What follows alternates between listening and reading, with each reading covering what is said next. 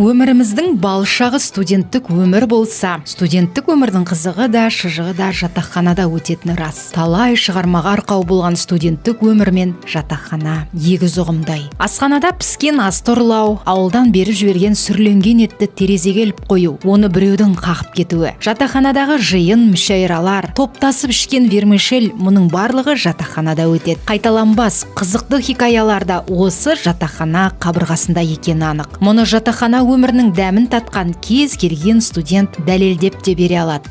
Әрине жатақхана өзінің бір қызық өмірлік естелікте қалатын жайы ғой. Өйткені группаластармен бірге болады. Жатақхана енді екінші үйің оқыған кезде достар табасың. Сосын квартираға төлеу керек, жатақханаға төлемейсің.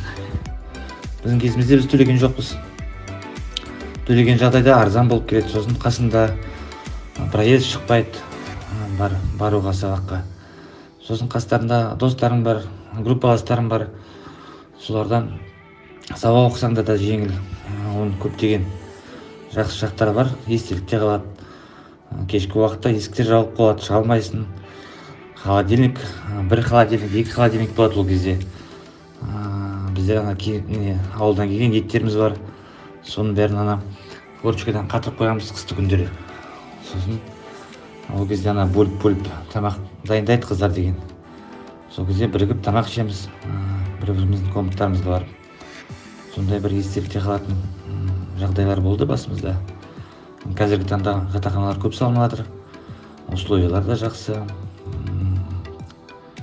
Сол жатақханаларда жатқаннан естеліктен қалатын сондай бір қызықты оқиғалар осы.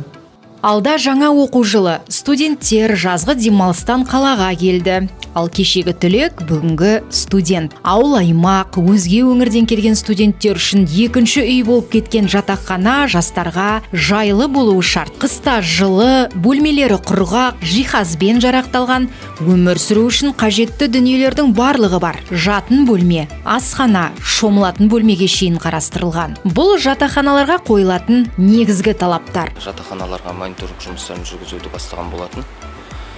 Оның ішіне жоғары оқу орындарының 9 жатақханасы және де техникалық кәсіптік білім беру ұйымдарының 9 жатақханасына мониторинг жұмыстарын жүргізді. Мониторинг жұмыстарының барысында жатақханалардың әлеуметтік тұрмыстық жағдайы, одан соң студенттердің орналасуы, санитарлық талапқа сәйкестігі, осы мәселелердің барлығы қаралды. Жоғары оқу орындарына қатысты 9 жатақханада ондай күрделі алып баратқан мәселе жоқ. Оқу жылына жоғары оқу орындарының жатақханалары дайын. Ал енді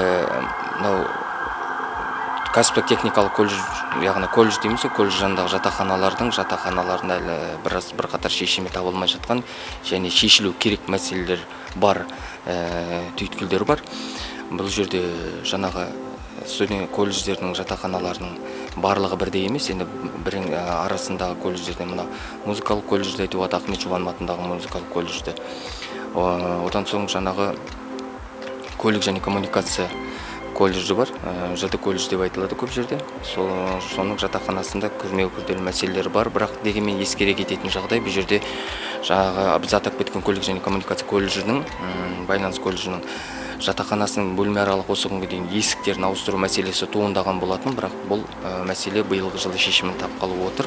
Студенттердің мүддесі басты назарда. Сондықтан жатақхананың жайлылығы да жыл сайын тексерістен өтеді. Студенттік жатақханалар жаңа оқу жылына дайын ба? 14 тамыздан бастап өңірдегі жатақханаларға мониторинг жүргізілді. Студенттер үйі қауіпсіздік нормаларына сай келеді ме? Жастарға қолайлы жағдай жасалған ба? Осы мәселелерді Аманат партиясы жанындағы жастар рухы жастар қанаты мен облыстық жастар ресурстық орталығы өз бақылауына алды. Шаһарымыздағы барлық студенттік үйлерді тексеріп шықты. Автожол колледжінде де төбесінен осы сәуір айында су кеткен. Оған да қазіргі таңда мемлекеттік тапсырыс аясында қаражаттар қарастырылып, ол да шешімін тапқалы отыр. Бірақ дегенмен де Ақтөбе Жұбанов атындағы музыкалық колледжінде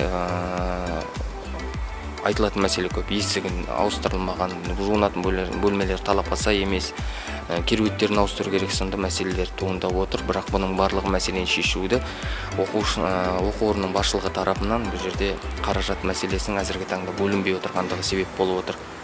Бұл мәселені бүгін біздер осы жатақхананың оқу жылына дайындық мәселесін бүгін осы Аманат партиясы жанындағы жастарды қолдау жөніндегі аймақтық кеңестің отырысында қарайтын боламыз. Күн тәртібінде қаралатын екі мәселенің бірі осы жерде жатақханаларға бөлінетін қаражаттың қаншалықты бөліну керек, қаншалықты қандай кемшіліктер бар, осы кеңестің барысында айтылатын болады.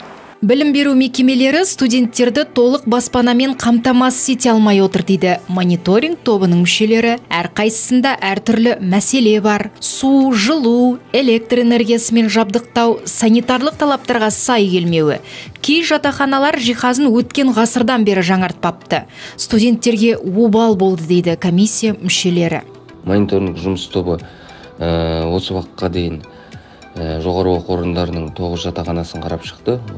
Құдайберген Жұбанов атындағы Ақтөбе өңірлік университеті, Марат Оспанов атындағы Батыс Қазақстан медициналық университеті осы екі жоғары оқу орнының жатақханаларын қарап шықты. Жоғары оқу орындарында ешқандай мәселе жоқ. Жатақханаларында осы кеше 24-нен бастап колледждің жатақханаларын мониторинг жұмыстарын жүргізіп, бұл енді жұмыс жыл сайын жүзеге асып тұратын жұмыс болғандықтан біздер әсіресе проблеманы жатақханаларды колледж жатақханаларынан көреміз.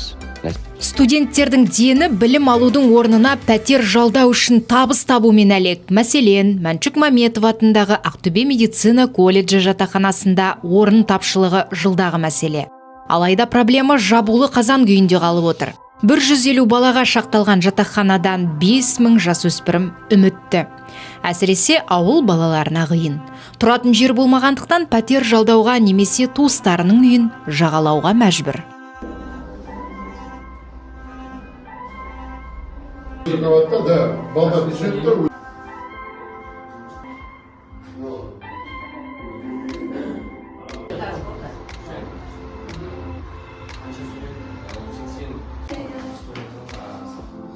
Өзіміз соны крышаға шығып, былтыр біздер соны жамағандай болдық.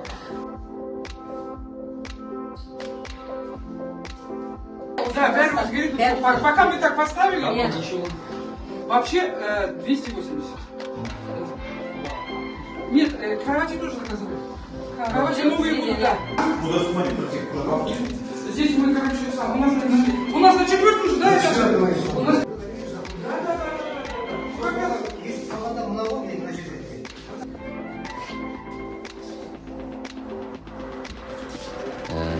Колледж және коммуникация колледжі бар, сосын автожол колледжі деген секілді. Біраз колледжі бар, бірақ қай колледжді алмасақ та материалдық техникалық базалар ескі, жаңарту керек. Бірақ кеше анықтағанымыздай автожол колледжінің 5-ші этажы, 5-ші қабаты суға кеткен. Көктемде шатырынан су кетіп, қазіргі таңда 5-ші қабаты мүлдем пайдалануға келмейді. Темір жаңағы көлік және коммуникация байланыс колледжі, онда есіктері былтырғы жылдары бөлме аралық есіктері өте ескі болатын. Біз оны ескертіп, биылғы жылы өзгереді деп отыр. Бүгінге дейін қаладағы 9 студенттік жатақхана тексерілді. 14 тамызда басталған шара әлі де жалғасады. Мониторинг жұмыстарының қорытындысы бойынша білім беру ұйымдарына нұсқаулық жолданбақ. Егер қандайда бір кемшіліктер анықталса, сол мекемеге және мемлекеттік мүдделі органға 15 күн ішінде кемшілікті түзету туралы талап сұраныс жасалады. Белгіленген аралықта мониторингтік топ сол жерге қайта барып, тексеру жүргізеді.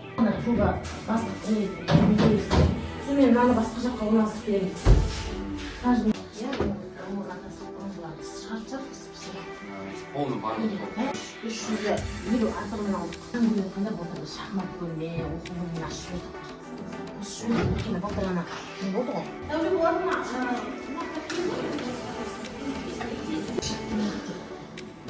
Железный